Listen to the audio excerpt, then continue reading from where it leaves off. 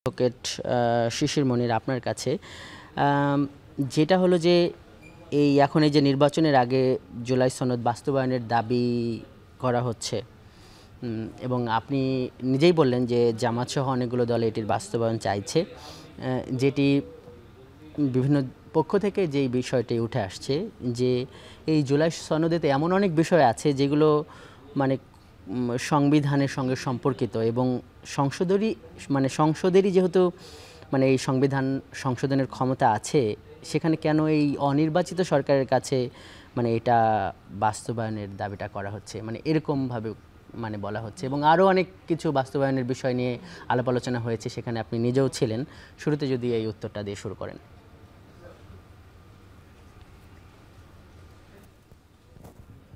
জি, সাংবিধানিক যে পরিবর্তনগুলোর কথা বলা হচ্ছে, সেগুলো আনতে বর্তমান সরকারের আইনগতভাবে কোনো বাধা আছে বলে আমি মনে করি না।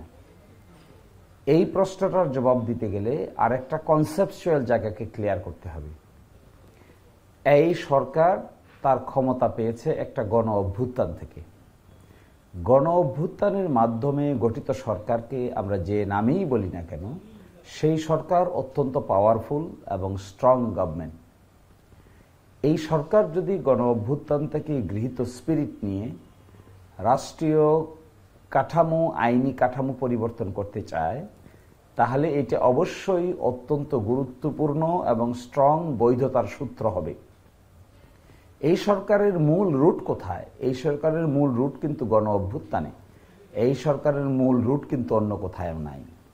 গণ অভ্যুত্থানের মাধ্যমে গঠিত সরকার অন্য যে কোনো ফর্মে গঠিত সরকারের চাইতেও স্ট্রং ভূমিকা পালন করতে পারে।